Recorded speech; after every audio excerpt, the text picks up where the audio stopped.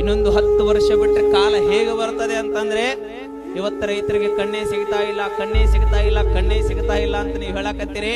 ಇನ್ನೊಂದು 10 ವರ್ಷ ಹೋಗ್ಬಿಟ್ರೆ ಭಾರತದಲ್ಲಿ 1 ಎಕರೆ ಇದ್ದವ ಶ್ರೀಮಂತ ಇರ್ತಾನೆ, ಹೊರತಾಗಿ ಗೋರ್ಮೆಂಟ್ ನೌಕರಿ ಇದ್ದವರಲ್ಲ. ಅಷ್ಟು ಈ ರೈತರಿಗೆ ಕಿಮ್ಮತ್ತು ಬರ್ತದೆ. ನೀವು ತಿಳ್ಕೊಂಡ್ರಿ ರೈತ ಅಂದ್ರೆ ಏನ ಏನ ಏನ ರೈತ ಇಲ್ಲ ಅಂದ್ರೆ ಮಣ್ಣು ತನಬೇಕಾಗತ್ ನಾವೆಲ್ಲ ಅವಾ.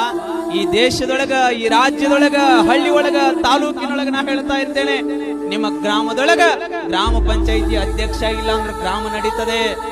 ನಿಮ್ಮ ತಾಲೂಕಿನೊಳಗ ಕ್ಷೇತ್ರದ ಶಾಸಕರಿಲ್ಲ ಅಂದ್ರೂ ತಾಲೂಕು ನಡೀತದೆ. ರಾಜ್ಯದೊಳಗ ಮುಖ್ಯಮಂತ್ರಿ ಇಲ್ಲದೆ ಇದ್ರೂ ಸಹಿತ ಈ ರಾಜ್ಯ ನಡೀತದೆ. ದೇಶದೊಳಗ ಪ್ರಧಾನಿ ಇಲ್ಲ ಅಂದ್ರೂ ಸಹಿತ ಈ ದೇಶ ನಡೀತದೆ. ಆದರೆ ರೈತ ಇಲ್ಲದೆ ಹೋದ್ರೆ ನಾವೆಲ್ಲ ಹೊಟ್ಟಿಗೆ ಮಣ್ಣು ತಿನ್ನಬೇಕಾಗ್ತದೆ, ಮಣ್ಣು ತಿನ್ನಬೇಕಾಗ್ತದೆ. ರೈತನನ್ನ ಹಾಗೆ ನಿಮ್ಮ ಮಕ್ಕಳನ್ನ ಇಂಜಿನಿಯರಿಂಗು, ಡಾಕ್ಟರು, ನೀನು